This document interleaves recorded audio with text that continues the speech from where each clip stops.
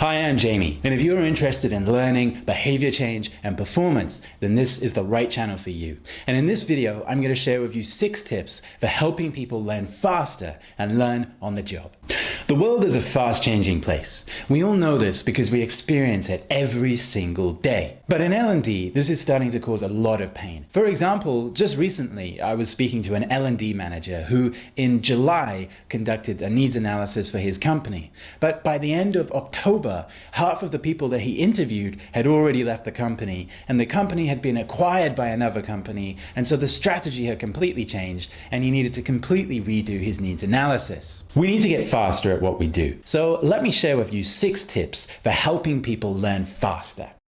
Some problems are more effectively solved through other means and simply don't require any learning at all. In fact, throughout history, there are numerous examples of technology replacing our need to learn. These days, you don't need to read maps anymore. All you need to do is open the app on your phone. That has replaced your need for learning. So sometimes we can find other ways of solving problems. A really famous example is when Steve Jobs created the Pixar Studios. He built it in a big warehouse, and he purposely placed the only toilets in the building in one particular area. This way, because the building was so big, it forced everyone to congregate in one particular area and increased the chances of people from different departments bumping into each other and sparking new and creative ideas. I meet so many managers who say things like, "I need my staff to think more strategically," or "I wish my team were better storytellers. Their presentations are just so boring." Well, sometimes the reason people don't do things is because they don't realize they need to do things. And to solve this issue, we can use a very simple principle from storytelling called show, don't tell, where all we need to do is don't tell them what we want them to do, show them what they should do and why they should do it. For example, with storytelling, some people aren't really aware of why they should use storytelling so much. So in my storytelling trainings, I show people 2 example reports. One is a list of facts and statistics and nothing else. And the other one is a TED Talk given by Hans Rosling explaining the same facts and statistics but using storytelling techniques. Afterwards, I asked them to discuss which one did you find more engaging, and naturally they found the one with storytelling more engaging. With thinking strategically, for example, maybe one thing you could try with your team is one evening or maybe one lunchtime or even an afternoon, get a board game, everybody sit in the meeting room and play this board game. And it should be a board game that requires a lot of strategic thinking, which most board games do. And then after everyone's played, just have a simple discussion with them. How is that related to work? What did you learn from this? What did you learn from this about strategic thinking? The key to show, don't tell is after we've shown them, we want to have a good debrief where we ask them questions like, what did you learn from that? How did you feel during that process? What are you going to do from now on? Sometimes just showing people is enough to change their mindset and ultimately change their behavior. Sometimes the problem is people just don't know how to do something. They need knowledge. And the most efficient way of solving the knowledge problem is to give them things to read.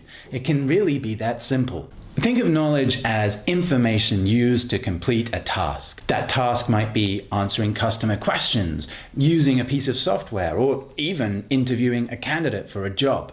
It's a bit like the instruction manual you use when making Lego. It's best if they can have access to that knowledge as they are doing the task. Probably the worst way of giving someone knowledge is through a lecture. Okay, so this bit here goes with this bit, and then this bit also goes with this bit, and then these bits go with this bit over here.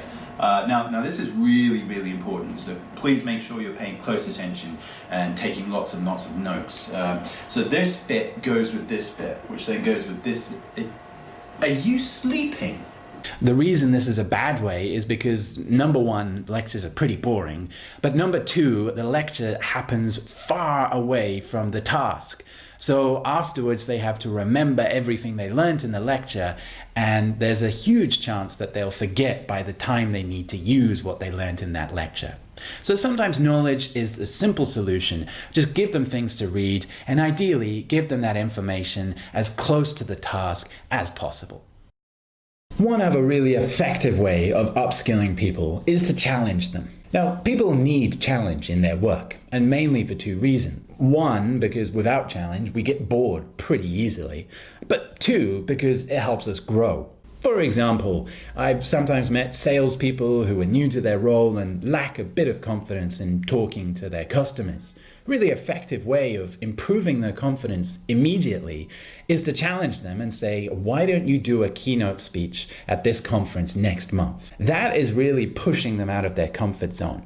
But if you emphasize to them the benefits of doing this, such as building their confidence and even being viewed as an expert by their own customers and helping them to build trust with their customers, if you emphasize these benefits, they're quite likely to want to try and embrace this challenge and give it a go.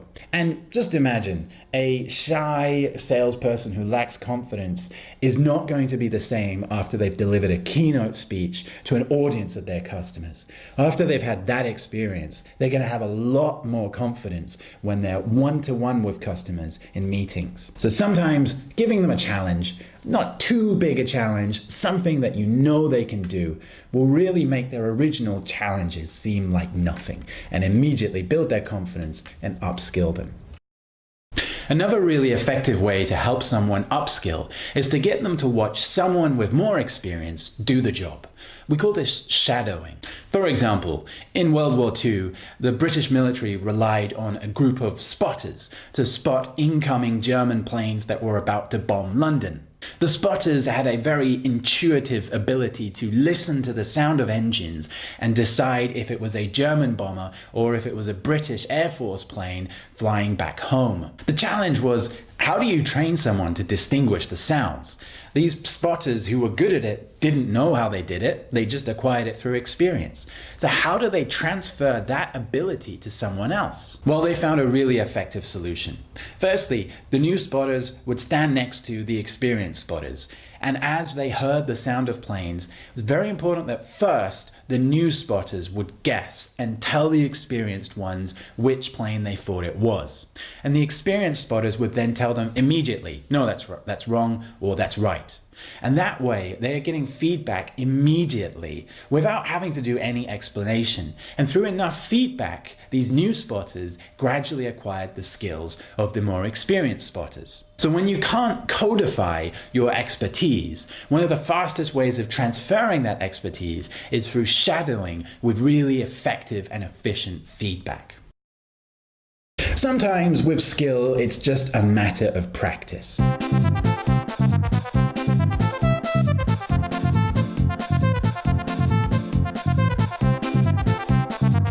For example, presentation skills are a great example because the only way you get better at presenting is by presenting. The key to improving through practice is to spend less time doing the wrong thing and more time doing the right thing. Now, ideally, we can have a coach observe them whilst they're practicing and step in to correct them when they do the wrong thing and encourage them and help them spend more time doing the right thing. But in reality, this is not always practical. We don't always have coaches available to us in the workplace, and even if we did, they're probably busy doing something else. This is why self-evaluation can be really, really powerful. For example, give them a checklist of the standards that they need to adhere to whilst they are practicing, so that after the practice, they can then reflect and identify what were the mistakes they made, what were the things they did wrong, and how can they spend more time doing the right things next time. And it's really good with presentation skills, for example, if you get them to record a video of themselves on their smartphone. This way, as they're watching their video, they can go through with the checklist and immediately get feedback from themselves. This way, no coach is required, and they're getting really effective practice, which will help them upskill. So there you go, 6 tips for helping people learn faster and learning on the job. If you work in L&D, you can create a lot of value by helping people improve their performance faster. So give them a try. And if you have any questions, then I'd love to hear from you. So feel free to email me at this address. Good luck and see you in the next video.